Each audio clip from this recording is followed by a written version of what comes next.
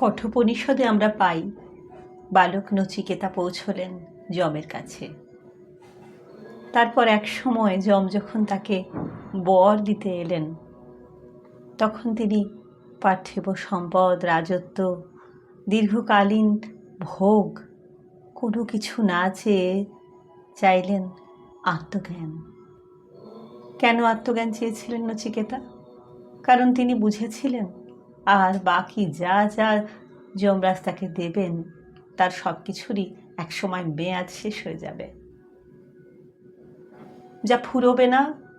তাই আত্মজ্ঞান, যা পেলে এই জীবন মৃত্যুর চক্র থেকে নিস্তার পাওয়া যাবে।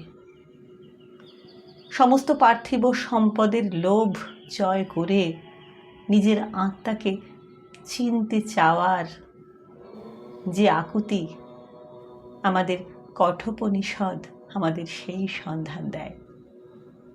হিন্দু শাস্ত্র বলেন, এই যে জীবন, এটা শুধু একবার আসা নয়, এই পুনর্জন্ম, জন্ম জন্মান্তরের ব্যাপার।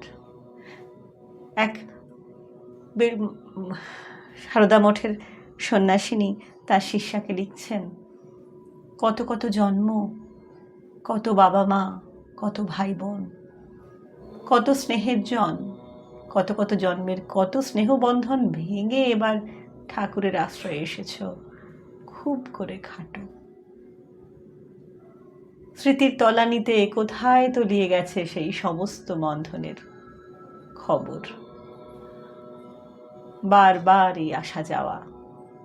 সমস্ত সাধক সাধিকারাই আমাদেরকে সাবধান করছেন, খোঁজ দিচ্ছেন সেই মুক্তির পথের। এই যে পাকদণ্ডী জীবনের, এখান থেকে নিষ্কৃতির পথ, নির্বাণের পথ। জন্মের আগে শিশু যখন গর্ভে থাকে, কথিত যে তখন সে তার ইষ্টকেই ধ্যান করে এবং ওই অন্ধকার থেকে মুক্তির প্রার্থনা করে। জীবনে প্রবেশ করে সে তার ইষ্টকে পূজা প্রার্থনা স্মরণ করবে, এমনটি সে বলে। কিন্তু যে মুহূর্তে সে ভূমিষ্ঠ হয়, মায়া তাকে ঘিরে ফেলে, সে ভুলে যায় তার আসল স্বরূপ।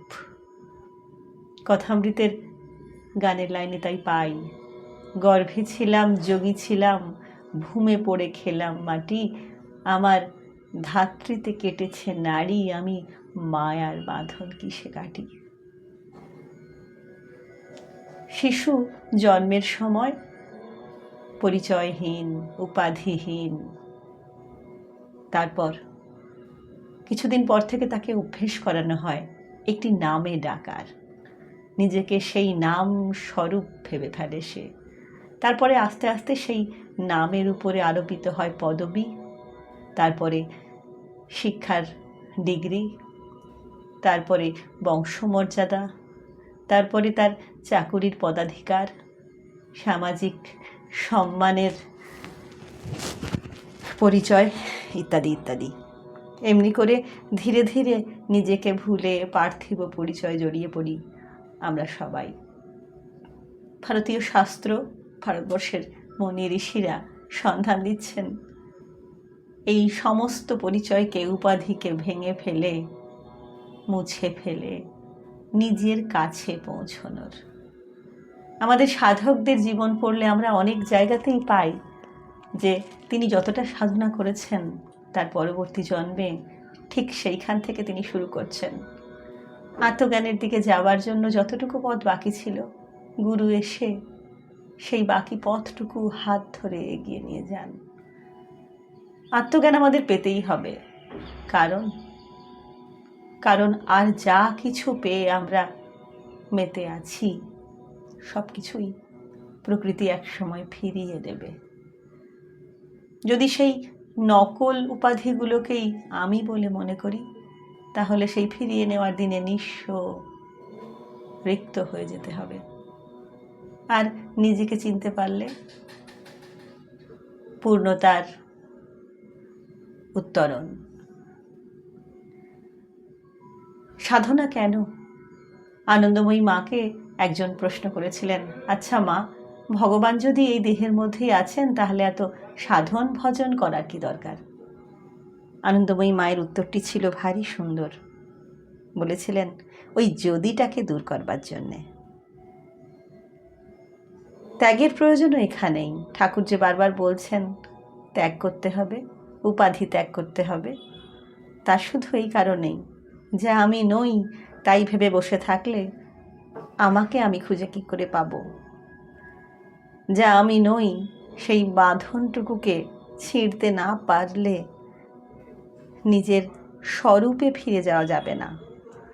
আর এই সমস্ত জীবন জুড়ে আমাদের যে যাত্রা, সে তো শুধু নিজের স্বরূপের কাছেই ফিরে যাওয়ার জন্য। আমি দেহ নই, মন নই, আমি আত্মা। এই বোধ করে নিজের কাছে ফেরার জন্য, নিজের উৎস যেখান থেকে এসেছি সেই পরমাত্মার কাছে ফেরার জন্য। যতক্ষণ না ফিরতে পারছি ততক্ষণ যে ভারী যন্ত্রণা।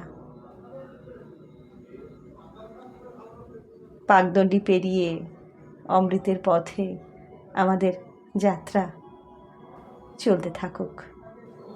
আজ এই পর্যন্তই। দক্ষিণেশ্বর থেকে রাখি। নমস্কার। কঠোপনিষদে আমরা